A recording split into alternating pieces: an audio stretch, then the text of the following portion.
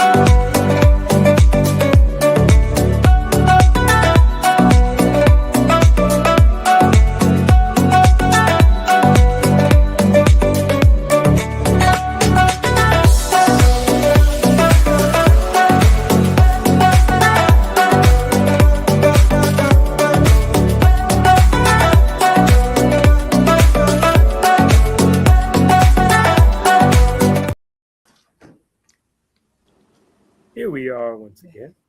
Praises be to Allah. I want to first start off in the most holy name of Allah, always bearing witness that there is no God but Allah and Muhammad is his messenger.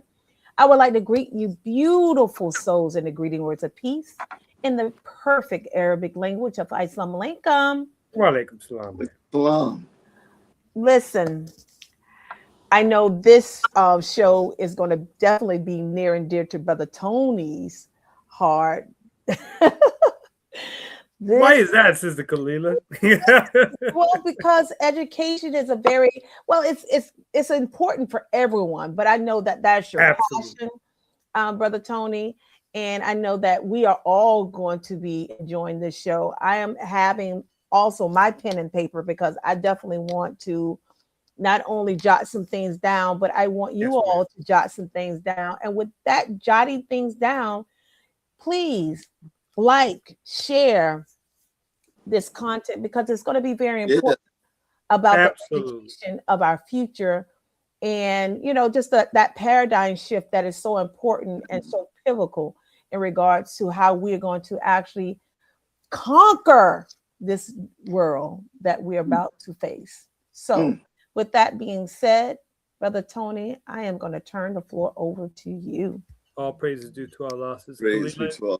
In the name of Allah, the Beneficent, the Merciful, the one God to whom holy praises are forever due, the Lord of the worlds, who came in the person of Master Fard Muhammad, the Supreme Being, to whom holy praises are forever due. I am forever thankful to Almighty God Allah for the most honorable Elijah Muhammad, the eternal leader of the nation of Islam. I am forever thankful to Almighty God Allah for the honorable Minister Louis Farrakhan, the Messiah of Allah's Christ in our midst. In their divine names, I greet you in peace. Assalamu alaikum, which means simply peace be unto you. It is a prayer that we bestow on one another. Peace is the most vital greeting that we could give to one another because we're living in a world other than peace.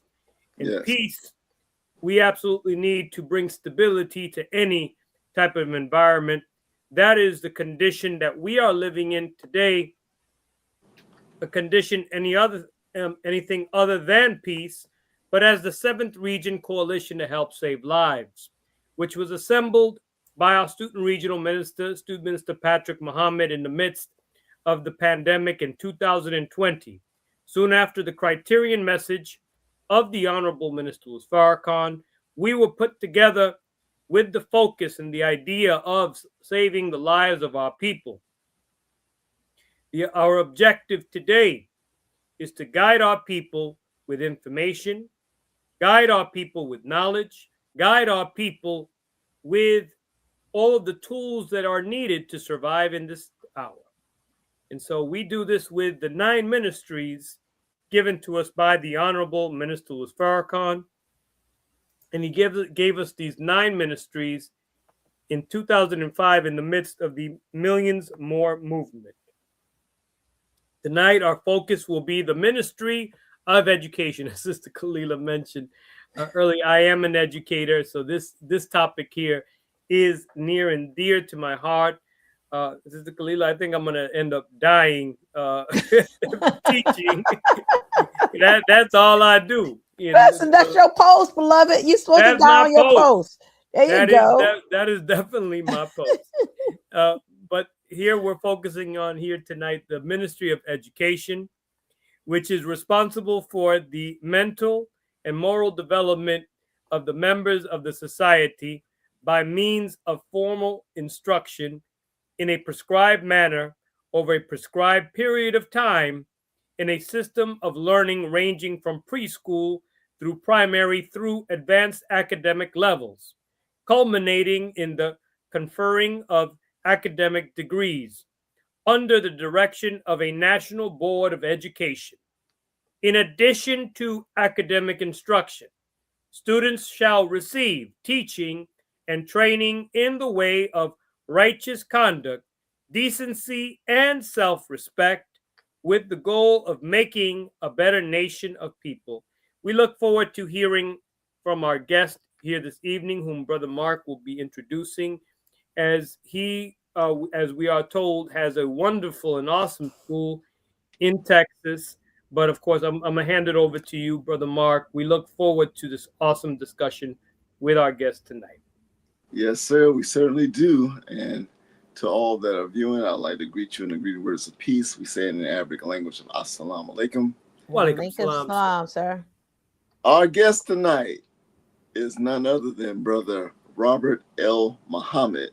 Our brother was born and raised in Austin, Texas. Known by most in the community as Brother Robert, he has served as the local student minister of the Nation of Islam, Muhammad Mosque number 64 of Austin, Texas, under the leadership of the Honorable Minister Louis Farrakhan for over a decade. Brother Robert joined the Nation of Islam under the leadership of the Honorable Minister Louis Farrakhan at a young age of 17. Determined to do something positive for himself and his community, Brother Robert was consistently active in all aspects of the Nation of Islam and became an eager student of the teachings of the Most Honorable Elijah Muhammad. His work ethic and discipline during his initial years soon propelled him through the Nation of Islam ranks to the positions of lieutenant, captain, and assistant minister. In addition, Brother Robert has always been committed to education, serving the unique academic and cultural needs of our children as an elementary school principal, district chief of operations, and district chief executive officer. Brother Robert's presence in the community as an organizer and motivational speaker is steadfast, and he is always involved in the community, fighting for justice, mediating and mobilizing our people for self-reliance. Because of his commitment and dedication, Brother Robert has been called upon to address various entities, including schools, prisons, churches, mosques, and community organizations. Family is the cornerstone of Brother Robert's success. He has been happily married for 29 years and is the father of 4. Let us bring to our Thursday night talks our dear brother, Brother Robert, Brother Student Minister Robert L. Muhammad. Bring him on. It's indeed an honor, my brother. Welcome, dear brother. Islam. So we're gonna try. Yes, sir. We're gonna try not to let Brother Tony hog the show because why you gotta be hogs? I'm sorry. I don't do hogs. Yeah. Cal the show. Veggie the show. That don't make sense. Go ahead. You messed it up. Go ahead. Yeah, So I'm gonna start first. So it's such an honor, Brother Minister, to be in your presence. I want to just highlight you being an educator in your bio, and you know you have when you have certain educators, they have certain techniques and certain methods in regards to how they teach and how they get the students to be engaged. Do you have any certain teaching methods in regards to how you get your students to engage in study? Well, first of all, assalamu alaikum, everyone. Walaikum salam. Wow, sir. Thank you all for having me on. We're so honored to be a part of this great platform. And so we thank the Honorable Minister Louis Farrakhan. We thank our Student Regional Minister, Brother Dr. Abdul Alim Muhammad, for the opportunity. Of course, we thank Allah and His Christ. But to answer your question, I've taught several subjects since I've been in the field of education. The last subject I taught was art. I taught art for 5 years. And my approach has always been direct. My approach has always been, I've always attempted to utilize the method that we see the Honorable Minister Louis Farrakhan use in his lecture deliveries, using not only the text that he's teaching from, but using science and using history and those types of things, but being direct with the students.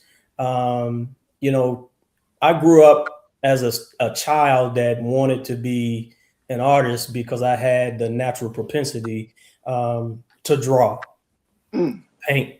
But, being in the Black community, the community that I grew up in, there were no art programs that my parents couldn't, when we were lined up, at a family member's house and they asked all of the children, what do you want to be when you grow up?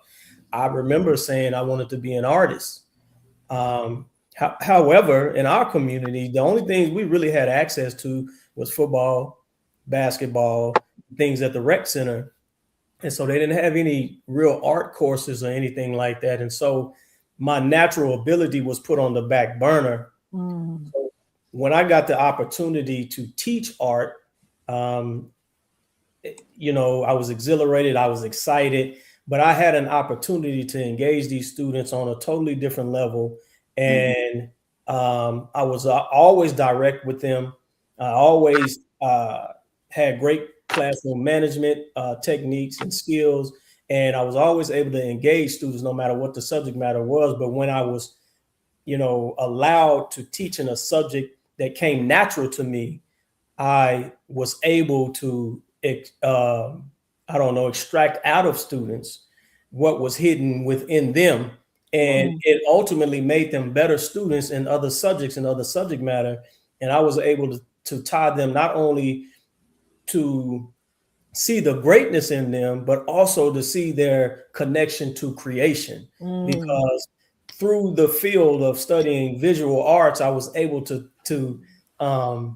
show them how they were attached to creation. So I don't know if it directly answers your question, but I've always been a disciplinarian. I'm grateful and thankful to the class of the FOI and my development as a young man, and of course the leadership of the Honorable Minister Louis Farrakhan, particularly in his delivery of the message of Almighty God, Allah.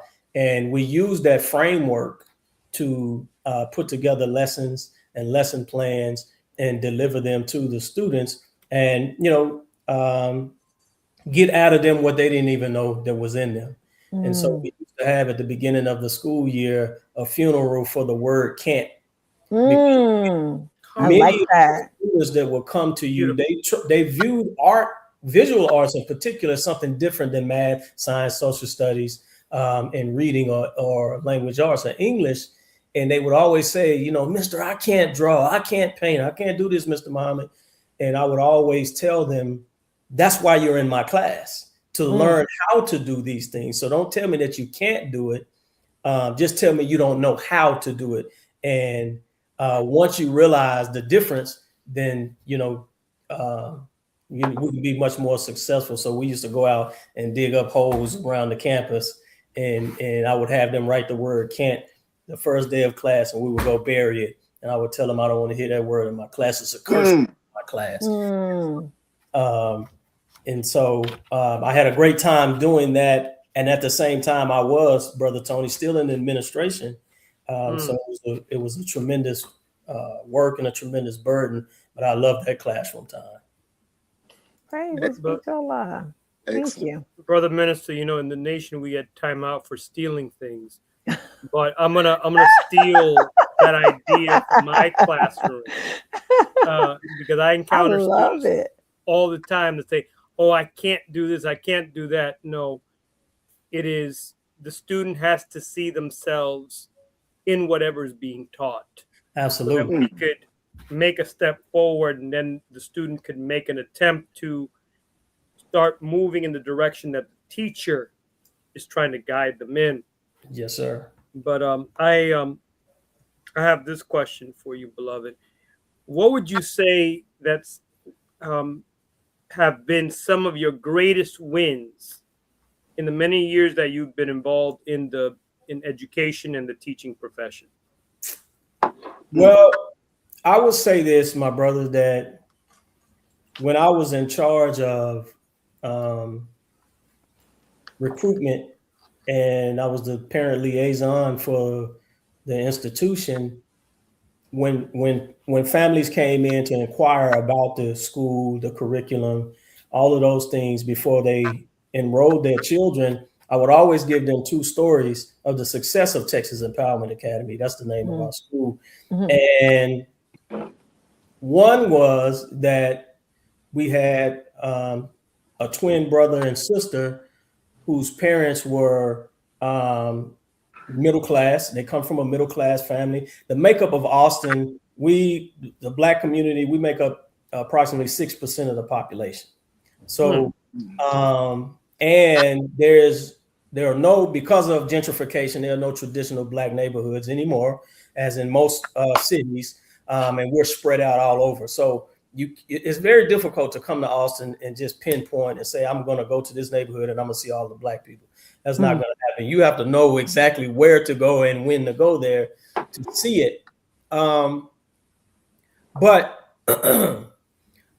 so we had this family that brought their children because they wanted them to experience Black culture. And these children would have been successful academically anywhere they went to. Their parents were educated. Their grandparents were educated. Grandmother was a state rep, politician. Father had come from political roots in DC. And they were very tall people. The boy he ended up being 6'10". And you know what we do to particularly our male boys that have a certain size and whatnot, but he did not want to play basketball. We made him play basketball when he was with us. We played in the rec leagues, but we developed him we don't just teach the students what to think, we teach them how to think. And so this young man to date is probably one of the most intelligent and intellectual students that we've ever had. When he graduated, and I think he went to Texas A&M University, he had an excess of $40,000 in scholarship money. After 4 years, he majored in, I think it was chemical engineering, and he now, maybe fortunately and unfortunately, he's now on a nuclear submarine somewhere where his family doesn't even know where he's at right now, utilizing his expertise. But this is a Black male exemplifying Black excellence in the academic way. Now we had another family that brought a young man to us in the 5th or 6th grade, and he was enrolled in the traditional public schools special education program. And when we met with his family, his diagnostic or his paperwork, his ARD paperwork stated that he would not ever be able to read above the 5th grade level, and they were bringing him to us in the 5th grade. Oh wow! And so We worked with that young man for 2 years straight. We purchased software that would help him to read. It was dyslexia software to help him to read, and we would place him in a room with one other student 30 minutes every single day for 2 years. And the first year we would have to fight him after school to find him to go in and sit and work his way for 30 minutes through the software, the programming. But after the second year, we found him in there on his own. And then when he left our school, he went to the traditional public high school. He was a big boy, so he played football. But his parents asked us to come to an ARD meeting for him. They the paperwork that they had from us and the paperwork that they had from his elementary school. And he was in the top 20% of his class. Oh, wow. They wanted to know how we were able to move him from when he entered into our institution with scientific doctoral paperwork saying he would never be able to read above the 5th grade level to now he's in the top 20% of his class. They wanted to know what we did with that, and they were going to dismiss him from special education. But after sharing with them all of the things that we would do with him, and we do with all of our students that are struggling, we told the parents to allow him to stay to get the resources that he needed. That young man graduated. He went to college. He got his degree. He's now back at our school teaching, and he has some of the highest scores for the last 7 to 8 years in the middle school. And so, but we taught him how to work with his disability, and we just taught him how to grind. And so he's back teaching what we taught him. And so those are some of the, Brother Tony, some of the wins that we have had as an educator over the past nearly 25 years. Student Minister Robert, if I could say, that is God at work. Yes. Absolutely. Oh, absolutely.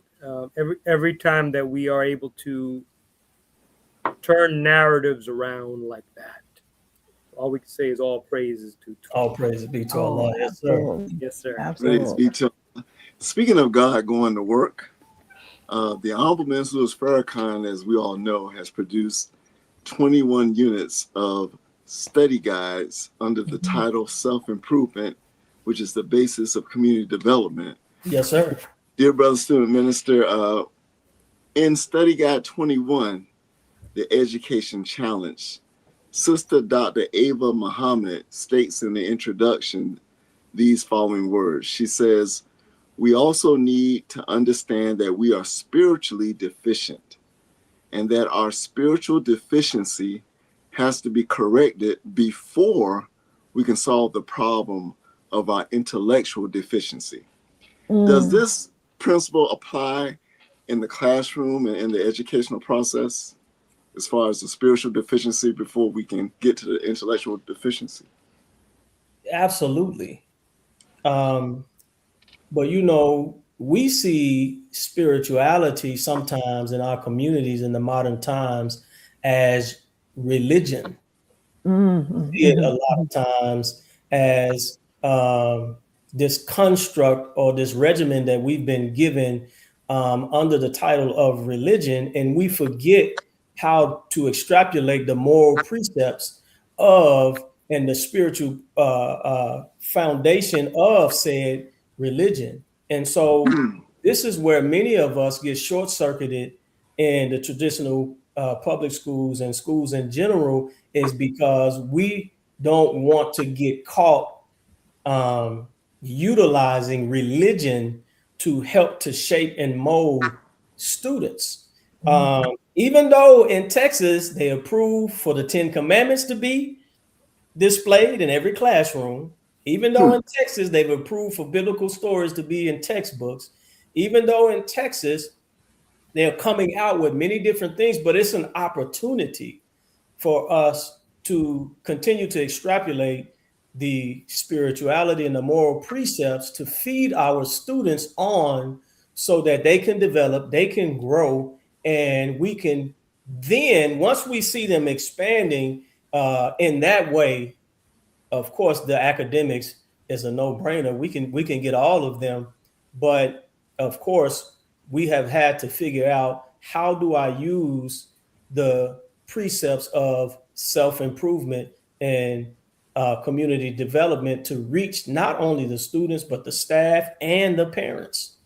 Because if we don't reach the staff and the parents, then you're going to minimize the effect that we can have on the students. And so they go home with the parents every day, and they sit in a classroom with a teacher that just came out of an institution that is where the instruction and the quote unquote indoctrination is only designed to make a student, or to give a student information on what to think and not how to think. And so we're losing critical thinking skills here. In fact, a lot of the state colleges are now removing some of the out of some of the admissions process, some of the things that would show the level of the critical thinking of the student that's applying for this particular university or college, because they're starting to see anxiety in their students. They're starting to see, Brother Tony, I was listening to NPR the other day, and you had college professors on there saying that they could only assign 5 to 10 pages of reading, because they're now seeing the anxiety of students that suffered from the days of COVID, and then coming out of COVID and continuing to be indoctrinated to passing some state mandated standardized testing that's tied to funding for schools, and it's tied to the evaluations of teachers in the classrooms. And so, the state of education is a dire one right now. Right. And unfortunately, success is directly tied to funding. But Black people, we say, give us a tree, give us a stick, and give us some wisdom, and we'll take a child. We started this school with 7 students in 1998. We knocked on the doors of the local housing project, and we're blessed now, 28 years later. 28 years later, to have 800 students. So, y'all stop me when I get off the subject, but no, you definitely on subject. Keep going. Definitely on subject. But Brother Mark, to answer your question again, is we absolutely have to have as the foundation that spirituality, and we put it under the guise of moral precepts. Praise be to Allah. Thank you, sir. Brother Minister, you mentioned something that is near and dear to me, and that's the dyslexia piece. I too was diagnosed when I was in 6th grade with severe dyslexia, and a Caucasian woman specified to me that after she got the test results, she said, first of all, I don't know how you got this far on this level at 6th grade with these test results. And I don't know how you're going to be impactful, or you're going to be able to live in this world with this condition. And I was I was born in the Nation of Islam. I was in the era where, it was 80s Nation of Islam. Military. Just didn't play the radio.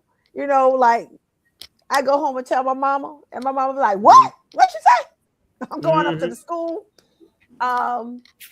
And because my mother, may Allah be pleased with her, she had 3 jobs, and because I had the spirit of, securing my mom's mental, because I didn't want my mom to have to get off work and go and deal with this person at the school, and She already dealing with 8 of us, you know what I'm saying? And it was just a lot, right? So that's what my will kicked in. Because it was like, I dare you tell me that I'm not going to be capable of living in this world with the condition that you indicated that I have. Now, I knew there was a problem.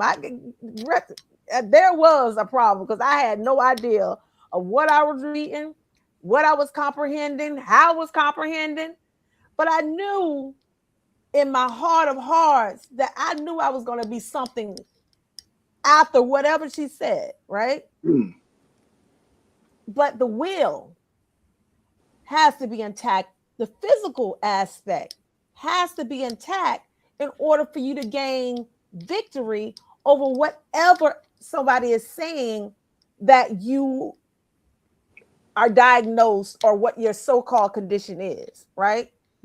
Now, just imagine how many of children are fed that same energy, or has been in front of that barrel of this is what you have, and I don't understand how you even made it this far, and you're not going to be successful with this condition, because with dyslexia, there's not a pill that you can take in order for you to solve the issue, nor there is a pattern or whatever the case may be. Is you have to be able to identify, analyze, and and fit what is best for you. Back in those days, we didn't have no simulations where we can go and look and help us. It was like, hey, you have what you have, you figure this thing out, and you make the best of it, right? So what I used to do every year, I used to have relationships with my teachers. And the relationships I had with my teachers, I used to do summer school. So I used to have relationships with my teachers, and I knew who my teachers was beforehand. I used to go to them and ask them, hey, do you have a curriculum? Do you have something a book that I can go home and take over the summer so I can read through it and I can comb through it to get some type of, up on, your standard students that is coming into the classrooms. I did the same thing in college. I knew who my teachers was. I said, okay, here's Professor so-and-so. Hey, is there any possible way I can get your curriculum and study the curriculum? And so when I get in that classroom, everybody's like, oh my God, Miss Muhammad's so smart. No. It's not that I'm smart. It's that I know what I'm dealing with, and I know how to, clear my mind into focusing on what I need to focus on while I'm in this person's classroom. So, and I can honestly say I have gained self-mastery over the so-called condition that I was faced in the 6th grade. So, with that being said, the Honorable Professor Louis Farrakhan teaches us that we should have a school in every city. And I know that with me being who I am, because even though I'm not an educator, I can educate someone based off of what I experienced and whatever condition that they so-called diagnosed me with. I know that I can encourage others, right? So it will kind of be a teaching tool for them. But my question to you, is, was the minister your inspiration when you created your school? And I know that that's probably an oxymoron, right? But then I was talking to Brother Tony and Brother Mark, and I was like, it might not, because I would have never knew that your passion and your love was art, But needless to say, was the minister your inspiration? And if so, what did you pierce, or what did you take from that inspiration from the minister? And if not, what was your inspiration in regards to creating a school? And what was the necessary steps to take that first step to start creating your school? Well, I'll say this, that I didn't create the school. Okay. The founder, however, the founder of the school is a registered member of the Nation of Islam. Okay. And I happen to be blessed to serve as his lieutenant as he came into the Nation of Islam. Okay. And as he was, he came from the military and he used his GI benefits. He went to school, but it was his inspiration was absolutely the teachings of the Honorable Elijah Muhammad.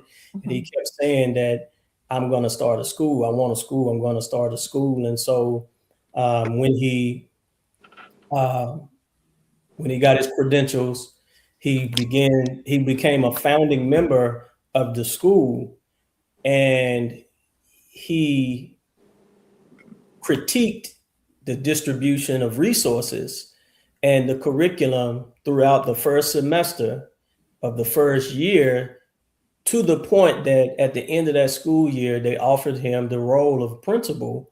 And he said, I would only take the role of principal if you make me the superintendent.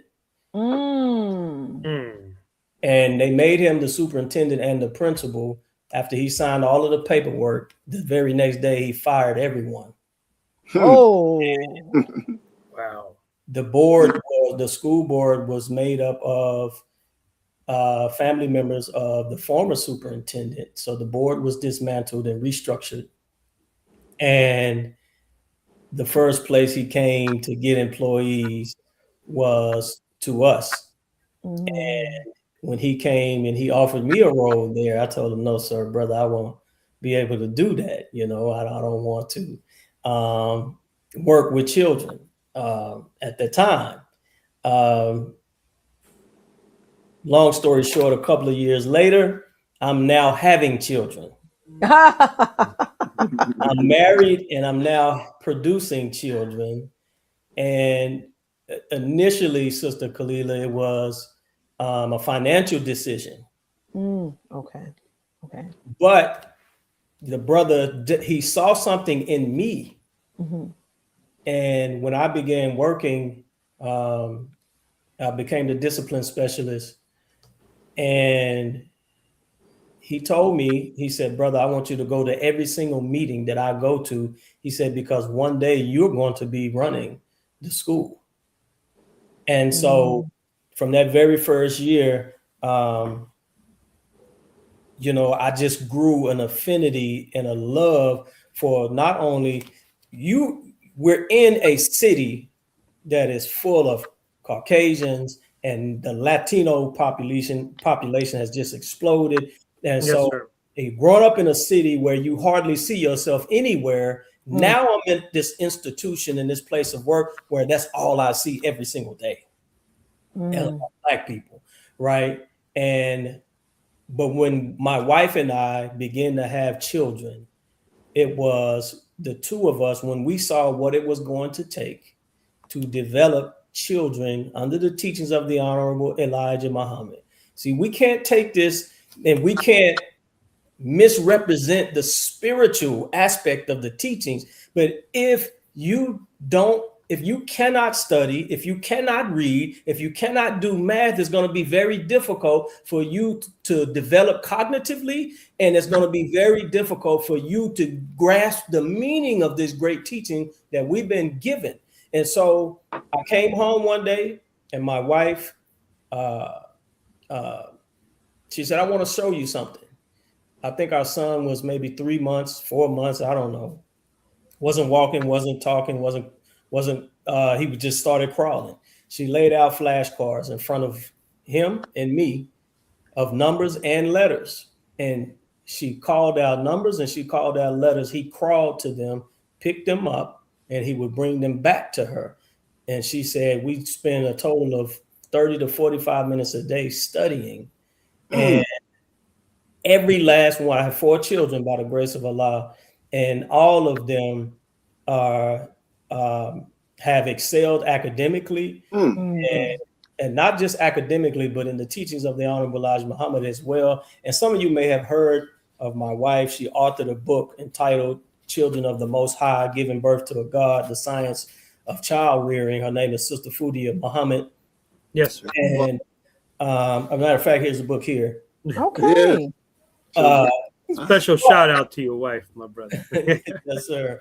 But it was during that time period where the two of us decided that, you know, professionally, we would put our flag down in the soil of the field of education. And the two of us are still, she's actually elementary principal right now. And so absolutely the minister, through the desire to produce children that would reflect the way and the will of Almighty God, Allah. And I remember my wife was doing a Saturday school with the children of the believers. And they had a final examination. It's all teaching Honorable Elijah Muhammad. And it had 200 questions on it. They were 12, 13, 14 years old. And each one of I think one of my sons missed one. And the other one missed maybe 3 or 4 out of, I think it was 200 questions. But so absolutely, Sister Khalida, I would say it was the inspiration of the Honorable Minister Louis Farrakhan, particularly through his How to Give Birth to a God series, and study of that. Because, you know, we feel like any answer, and we know that we've been taught that Allah answers prayers through us. Right. And that, you know, the prayers are going to come through the womb of a woman. And so the more that we develop generation after generation, the better and the greater we become. And so it was absolutely the inspiration of the Honorable Minister Louis Farrakhan. And I had an opportunity one year, I think it was in 2015, to share some of our experience, and he was absolutely blown away. Praises be to Allah. Thank you so very much. And can you give me that the title of that book again, please, if you don't mind? Children of the Most High. Look, we want to promote it. Yes. We want to promote this. I already found it. Children of the Most High, Right. Giving Birth to a God and the Science of Child Rearing. She has a website, I think it's givebirthtoagod.com. And she was, when Brother Abdul Qiyam was doing, he was heavy doing his blogging, she was writing articles, and he was publishing articles as a part of his blog. And some of those articles made some of the chapters of this extensive book that she worked on for years.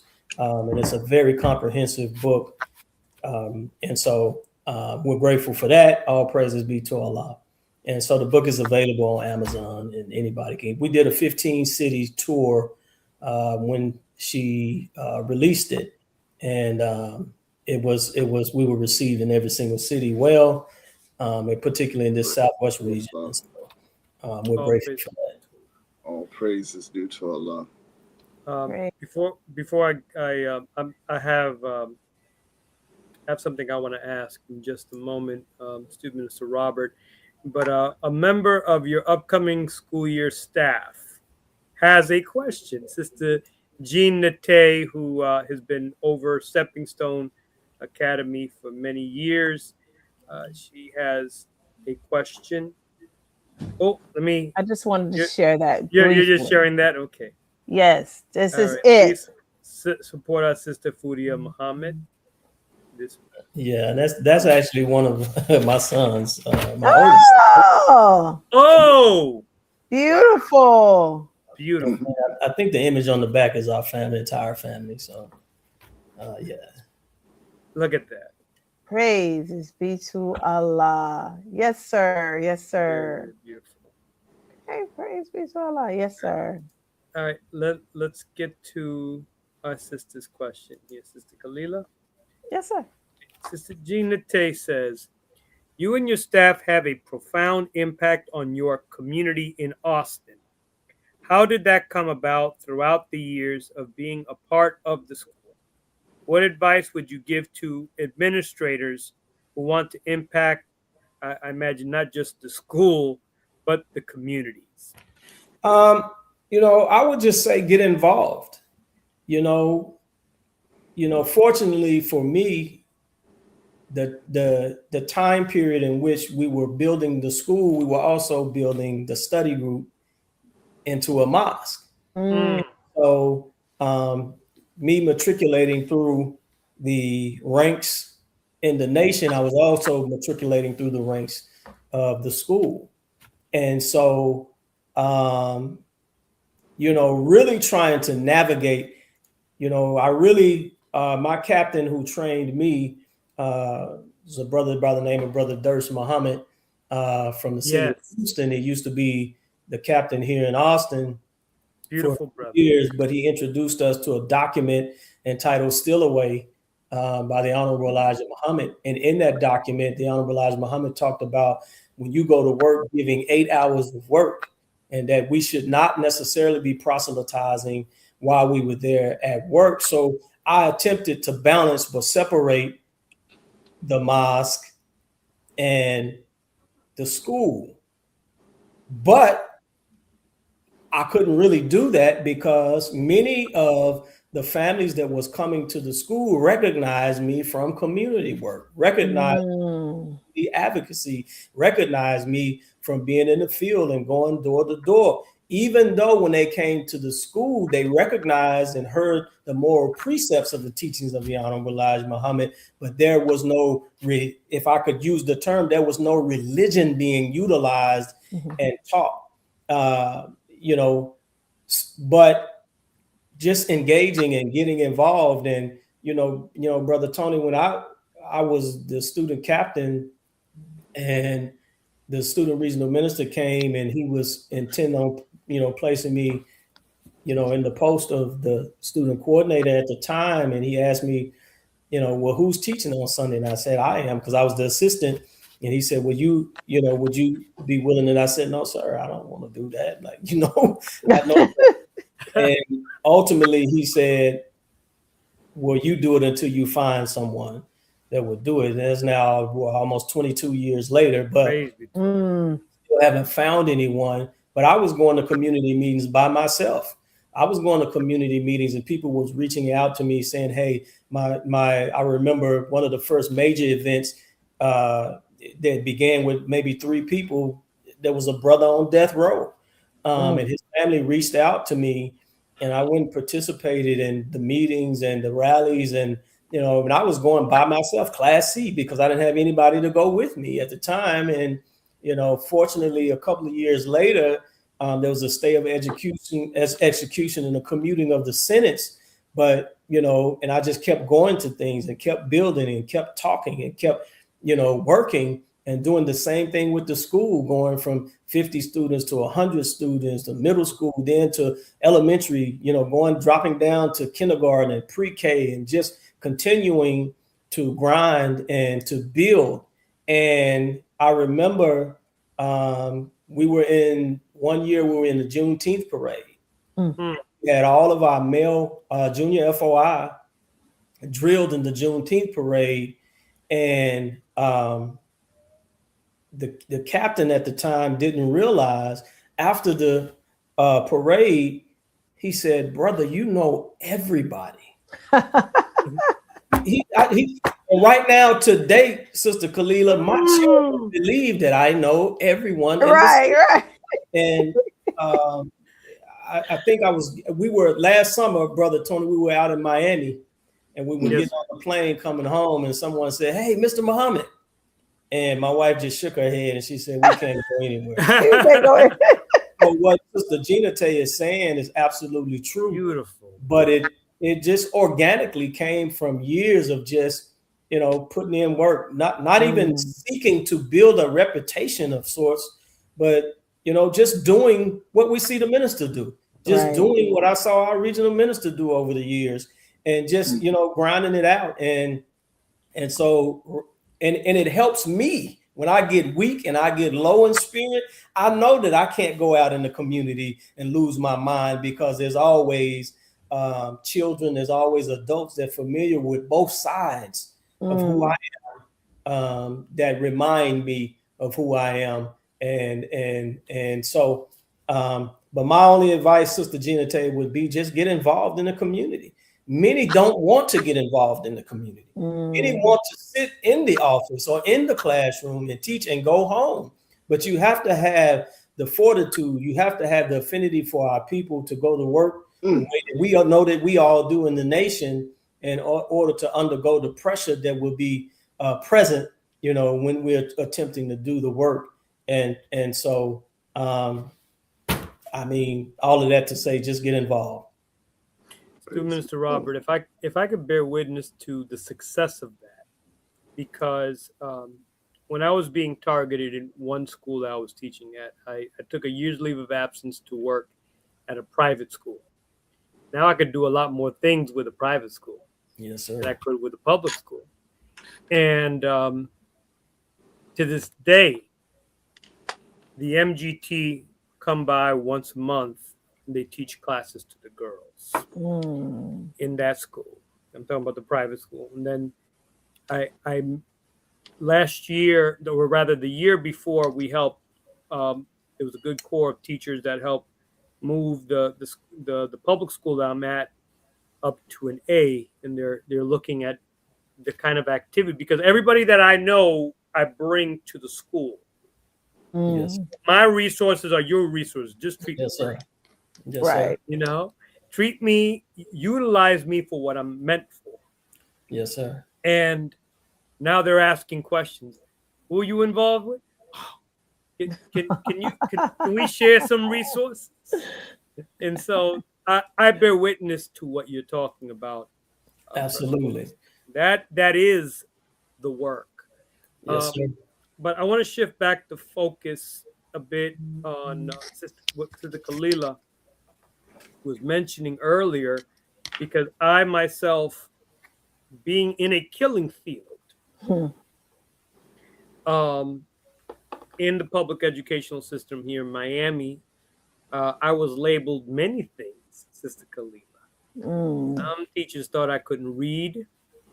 Wow. Some teachers labeled me dropout prevention, so I was in several dropout prevention programs growing up. And the more I was placed in these programs, the more I was in a position to teach other children that were running the street how to read. And there were, in some cases, Beautiful. we changed. As a child, I helped change the narrative of other, what other children were going through. I'm not going to say that I did anything. I'll say Allah did it. Yeah. Yes, sir. Allah had his hand on me, and he maneuvered me through all those situations. I can't take the credit. Yes, sir. But environment. The Honorable Minister Louis Farrakhan has said, no matter what in a seed, it does not have the right, if it does not have the right environment in which to manifest what is within, Yes, sir. seed never comes to fruition. So that speaks to the importance of environment. An educator that is very dear to me, remember he taught professional development. For myself as a first year teacher, he really inspired me. His name was Harry Wong. And he said that the most consistent environment that many children experience throughout the day, throughout the week, throughout the year is a teacher's classroom. Yes, sir. Why is this important to consider when we are discussing the growth and development of young people and our overall future? So from mid-August to the end of May, early June, Yes, sir. We have students in our care from approximately 7 o'clock in the morning to 6:30 in the evening for 180 days, 10 months out of the year. Mhm. And then if you have a summer program like we do, another 5 to 6 weeks in the summer program. So by and large, the children are with us more than they're with their parents during their waking hours. That's true. If a parent commutes to pick up their child, they may be working 2 jobs. They may be working 1 job. They may not have any job. They may be to a 2-parent household, a single parent household, or a grandparent. And when I can tell you that many of the children that we deal with, their homes are horribly unstable. Mhm. Saw that more so during COVID than any other time, because now you're trying to teach a child via a screen, Mm. and they may have siblings that's trying to learn at the same time. So how are you going to get all of them on the internet at the same time? And then you got Uncle John in the back that hadn't worked in 10 years. You got Right. Big Mama, trying to watch the stories. You have all of these things happening, and you see. So a lot of times our children try to spend, even when it's time to go home, they're trying to find a way to stay at school longer because they can see the stability. Children crave order, and they crave stability. They crave discipline. But we're the ones as adults that feel like, oh, they don't need to follow this rule or follow that rule, and just let them do whatever. If we did that, if my mother asked me at the age of 5, 6, 7, 8 what I wanted to eat every single day, no vegetables involved. Ice cream for dinner. Chocolate cake every single day. Every day. See, Brother Tony, when children have difficulty in school, you see the parents asking them, like, what school do you want to do? You want to stay here? You want to go somewhere else? I'm like, right. Who's the adult? Like, Thank you. I really would like for you to stay here, but you don't want to have to go. But it is tremendously important for stability to be found in that classroom. I can't tell you how many times I'm greeting parents, students. I'm getting them out the car, and they got a bag of Cheetos in their hands, hot. And I'm taking the Cheetos and I'm dumping them in the trash, and I'm telling them, you go get in that line and get you a hot breakfast. And the parent is upset, and I'm telling them, well, don't send them anymore because they're not supposed to have this kind of stuff. They need a balanced meal. And so quite often, the only balanced meal they're going to get is the breakfast that they get at school, the lunch that they get at school. That's right. And when they go home, they may be eating ramen noodles or Cheetos or Doritos with nacho cheese, just any poison. And so, but we see that, when parents buy into the program, even if it's through their own children, we see their health increase. That's right. We see sometimes ADD and ADHD. We see the development of that go out the way, right? We see their attention in the classroom just from changing their diet, you know. And you can see the difference when they come in from the summer and they come in the fall, and you're like, oh my God, I got to start this all over again. We got to redevelop them, retrain them. But it's tremendously important because a lot of times they don't have that type of stability at home. Over the years, we've gone and we've had water turned on in students' homes. We've gone to go look for parents that have been on drug binges for days at a time. We've found other resources to help with rent and other things for parents. We've provided GED courses for parents and extended education courses for parents. We've provided Zumba classes for parents over the years. We've provided parenting classes for parents. And one in particular, we did a couple of years, we provided a book club for fathers.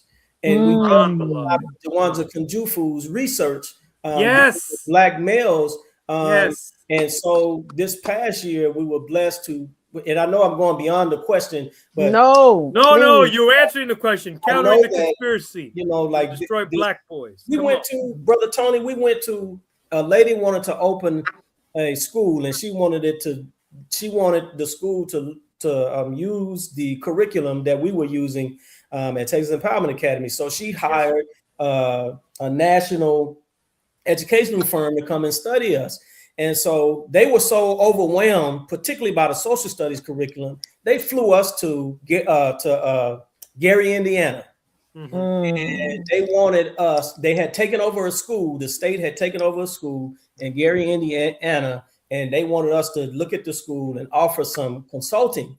They were just blown away by the fact that we said we needed more time with many of the challenged students. So we found out that we did through a needs assessment that a lot of the parents were going to go work out after they picked up their children. So we produced a free Zumba class for the parents so that we could get more time with the students. And they thought that was the best thing since sliced bread. That's awesome. And they took us to the school board, to the city council, and the brother kept saying, tell them what y'all do for the after school program. And but I relate that to being like the Honorable Minister Louis Farrakhan, which is looking past our faults and our flaws and seeing what our needs are. That's and right. So, but a lot of times school is the most stable and the most consistent environment that many of our children are going to see for their 12 years, if they make it 12 years of their academic career. Student Mr. Robert, what you're doing in that school is the resurrection work. And I'm gonna say this, beloved. During segregation times, one of my first teaching assignments here in Miami was at Booker T. Washington Senior High School. And back in segregation times, schools like Booker T was not the only one, but Black schools would be oriented towards not only the education of children, but also they met the needs of the community. And that's what you're doing with your school. Yeah. And so that is how you develop a highly successful school. Yes. And meeting the needs of not just the children, but the community, the needs of the parents and everyone. That's if the children and the parents are able to succeed, we all win. Right. One-stop shop. That's right. No excuses. Yes, sir. Brother Student Minister Robert, man, you have a great experience with this subject, and I wanted to see if you could provide any key pointers or advice to someone that may be interested in educating our people, or interested in getting involved with a school that is unlike the killing fields that Brother Tony mentioned earlier. Is there any advice or pointers? You mentioned a book about that was instrumental, but is there anything that you would offer for those that might be interested in attempting to set up an independent school that is successful in this environment? Well, I would say this, my brother, that, I heard the Honorable Minister Louis Farrakhan saying that he was with the Honorable Elijah Muhammad one time, and there was a brother who was present, and he told the Honorable Elijah Muhammad he wanted to be a minister. And he said the Honorable Elijah Muhammad's response was, prepare to suffer. My God. So I'm saying that to say this, that educators are born. Come on, beloved. Educators are born. This is why you see women dominating the field a lot, because they're the first teacher, they're the first trainer, they're the first in a child's life, they're the first representative of God. And so you have to have an affinity and you have to have a love, because you said outside of the killing fields, there's hardly any learning institution that you're going to go to where you're not going to see, at the very least, remnants. Because remember, these children are coming out of the world that's a killing field, that And they're bringing aspects of that into, and I have to tell believers when they get ready to enroll their children, this is not MUI, I'm telling you. Mm-hmm. Now, we have an influence, and we have had for years, but it's not like having our own. I can tell you that. But I can tell you this, it is absolutely, as brother said, a ministry. And it's just like going into the trenches of any neighborhood and any ghetto and even the suburb areas. Now, we don't really have ghettos in Austin, Texas. This is the hippie political tech hub of the state, right? It's the blue dot among the red state, right? And so you don't see a lot of concentrated poverty in Austin, but the Negro mindset is ever prevalent. The white supremacist mindset is ever prevalent. So you're going to run into some things in education. Educators, or let me say teachers, are fleeing the profession right now. Yes, sir. Because they're having to be administrators in the classroom. They're having to be behavioral specialists in the classroom. They're having to be SPED teachers in the classroom. They're having to be general ed teachers in the classroom. Yes, sir. They're having to schedule their own parent teacher. They have to run the gamut. So when our teachers leave, and I always tell them, we can't pay you enough for what you're going to do. I'm telling you that right now. If you ever leave here and you are not tired, you're not dragging yourself out, you're probably close to getting terminated because you're not doing your job. If you come here every single day and you give your all, when you leave here, as soon as your head hits the pillow, it's time to come back. So educator assessing their classroom and assessing their students understands, I need more time. I need more time. I need more time. And so, Brother Mark, in a bean shell, I will say this: that I love it. I love that. Anyone that wants to get involved in education, they need to make certain that is the profession that they absolutely want to become a part of, because it is a ministry, it is a calling. I don't care what pedagogy you learn. I don't care the classroom management. When you go, it's almost like when you see in the movies, Brother Tony, where you go and you get your degree in education, you go do your student teaching, and you get your classroom and you set it up and you're fired up. You got your lesson plan and whatnot. And then you get one of them veteran teachers that come in here and say, let me see this. They look at your lesson plans. And they say, yeah. They throw it to the side. If you're going to survive here, you're not going to be able to utilize that. And when them children come in that classroom, you'll find out the first day whether you are supposed to be an educator or not.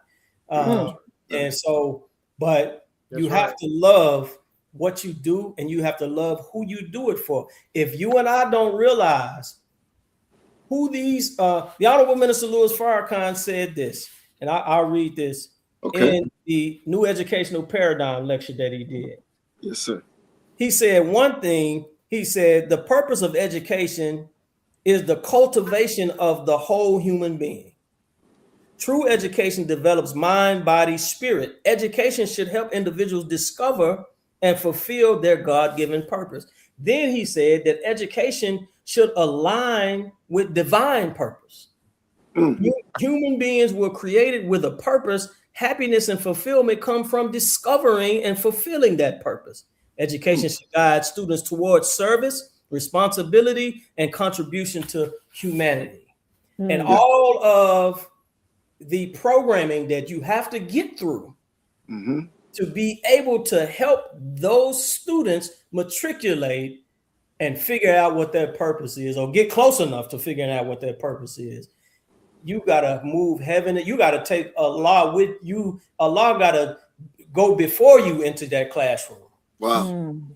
Because as you see videos every day of how students are becoming in the classroom. Yes, sir. Teachers are being handcuffed and hamstrung, and they're not by individuals that are not even tied to education, have never even educated. You know, these lobbyists go down to the Capitol and they get these various laws, put in place, and it doesn't help a teacher or educator at all. I can go on and on, Brother Mark, but they got to make sure that this is absolutely the. And I've picked up books like Pedagogy of the Oppressed. Yes, sir. Books by what's the great sister from Chicago? Yeah, gonna make me look. You can go get it, brother. I don't see it right off, but Marva Collins. Marva Great Collins. Marva Collins, and of course our brother, the Miseducation of the Negro, Carter G. Woodson. Carter G. Woodson, and of course the teachings of the Honorable Elijah Muhammad. Because when we enroll in the class, we enroll in the supreme wisdom.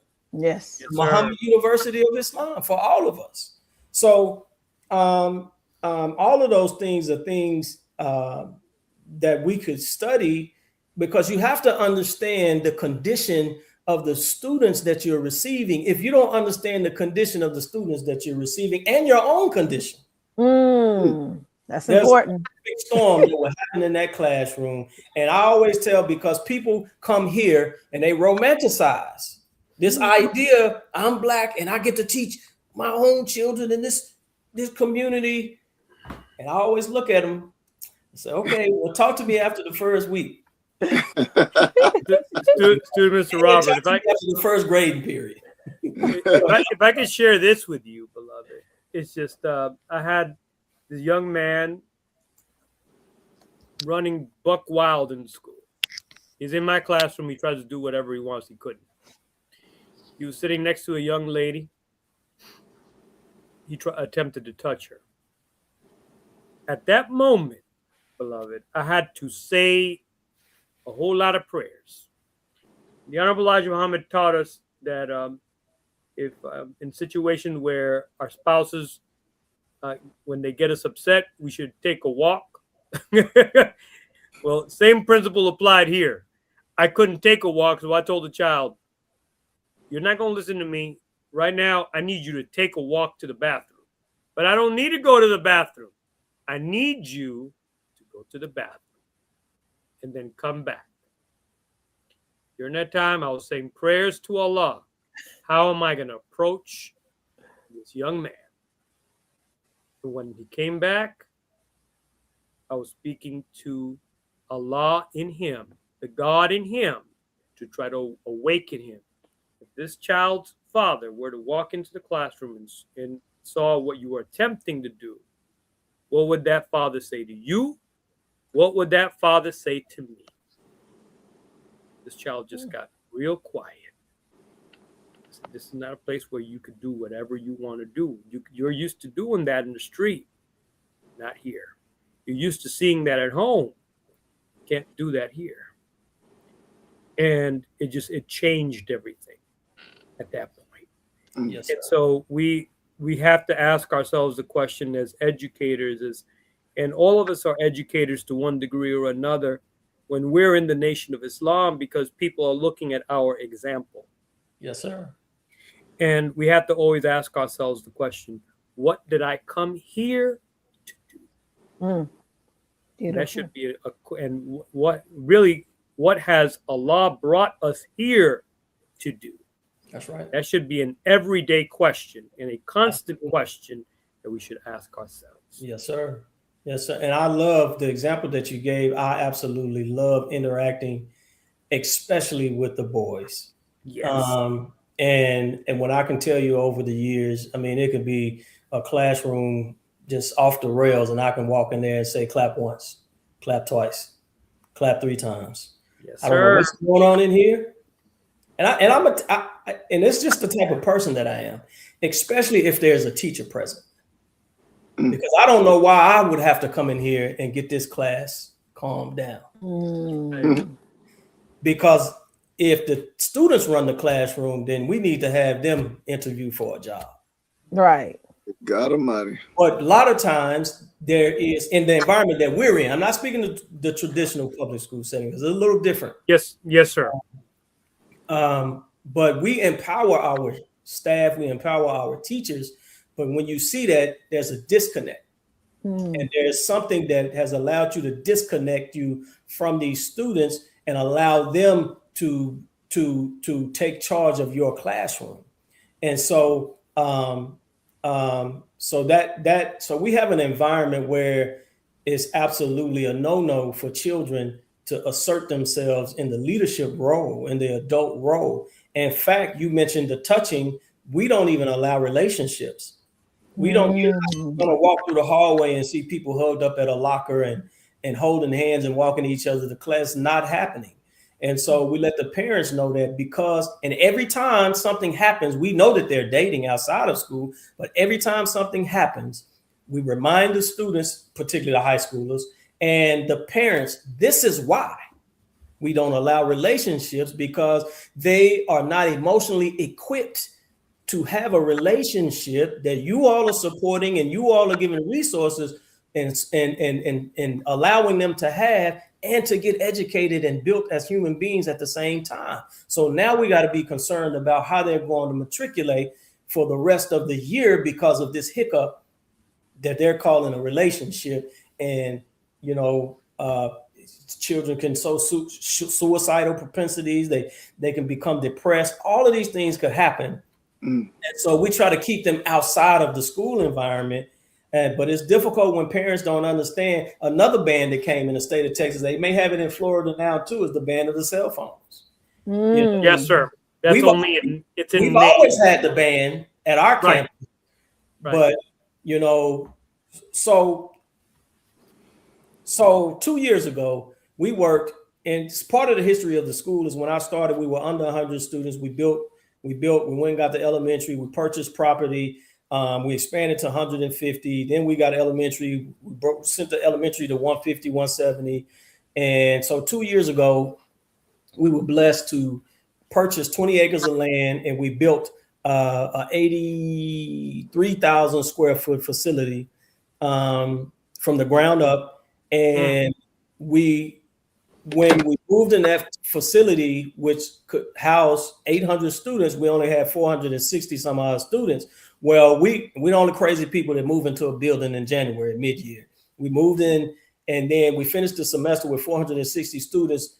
That August, we doubled in enrollment, which means we doubled in staff, which meant we had new staff members that were new to the environment of Texas Empowerment Academy. And when I tell you that was an uphill battle, because they're coming from institutions where it's okay for students to be on their phone in classroom. They're coming from institutions where it's okay that they sit by each other because they're in a relationship and they're holding hands under the table. It's okay for them to curse in class and to talk back to you because that's what they do in the other institutions. It's okay for them to walk out of class without permission. No, not at our school. Come on. If you are allowing that to happen, then the children are not the problem. You become the problem because you're not helping to establish order. And when children don't have order, that's when they get in trouble. Come on, beloved. Come on. So I don't even know where we are, but I just had to share. No, you're there, beloved. You're there. Excellent. This is beautiful testimony. Well, Brother Minister Robert, I wanted to just shed some light in regards to your website here. I think it's a very beautiful website. Look at all the beautiful children. Look at those beautiful babies. And the key element is apply today.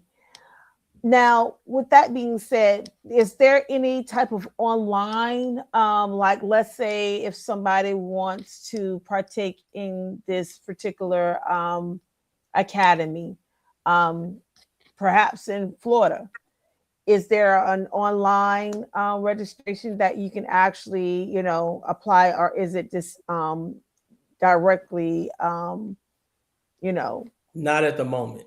Not at the moment. Okay. We are being asked to consider developing an online component.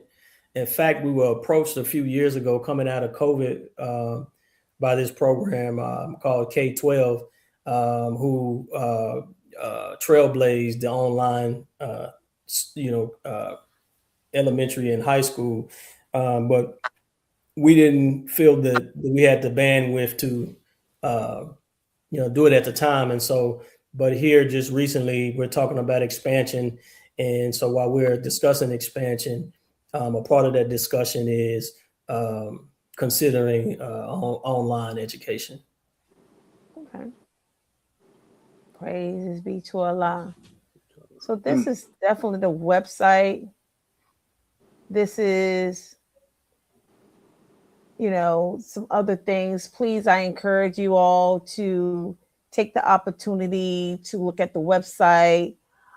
If you know anyone that's in the Austin, Texas area that is interested in education, do you do any volunteer work? Anybody can volunteer at the academy or anything of that nature?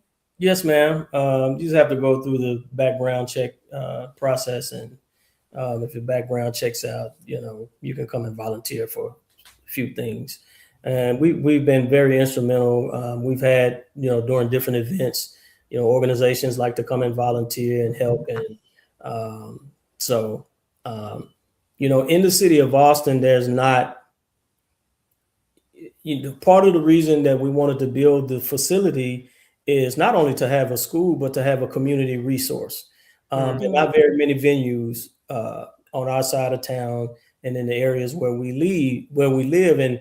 And our school is a technology and performing arts school.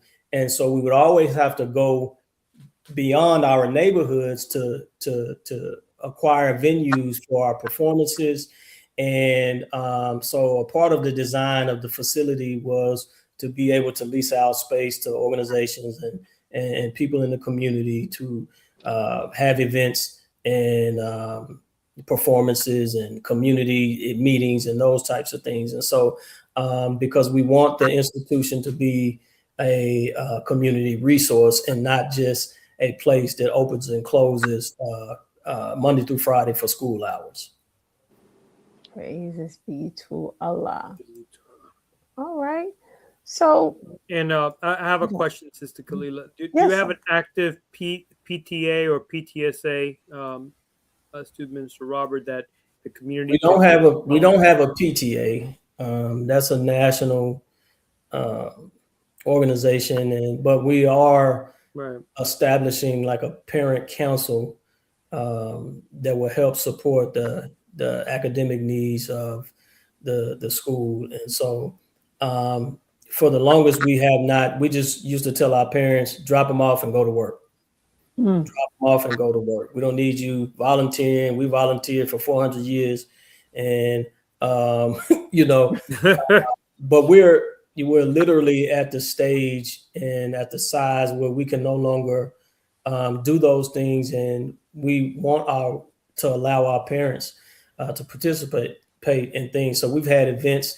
We had a block party this past year. We had an event that attracted dads. We had nearly 200 fathers come to a Donuts with Dad. No, it was more than 200 fathers come to a Donuts with Dads celebration. We had a daddy-daughter dance, muffins with moms. And so, we engage our parents. We're increasing the engagement of our parents. And they're really appreciative of it. And so we're pretty proud about that as well. Beautiful. praises be to Allah. All right. So with that being said, any closing remarks, Brother Minister?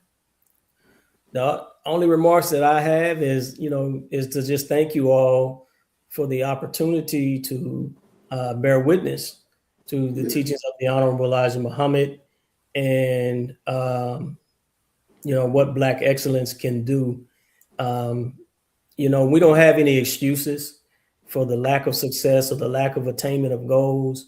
No one can stop us from achieving what we make up in our minds that we're going to achieve. And if we have to blame anyone, it is only the excuses that we can bring up, because at the end of the day, Allah is God, and he came in the person of Master Father Muhammad and raised up the Georgia-born Black man that he made his Christ. And the two of them shaped and fashioned and formed the Messiah in our midst, the Honorable Minister Louis Farrakhan. And if we've seen the great feats that the three of them have produced, then what excuse do we have? My God. They're students. And as the Honorable Minister Louis Farrakhan said, brother, there's two backing me. We have the God, the Christ, and the Messiah backing us. That's when right. we are operating in the will of Almighty God, Allah, and understanding that we can only be successful if it is the will of Almighty God, Allah. And so difficulty does not negate success. In fact, it accompanies it. And so thank you all, and may Allah continue to bless you all on this great platform to allow our family to share their experiences and to bear witness to what the teachings of the Honorable Elijah Muhammad has done in their lives and what they are doing in the communities around the country.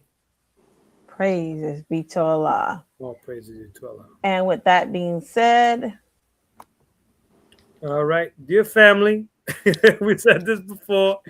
We are not funded by through grants or anything of that nature. This is a labor of love.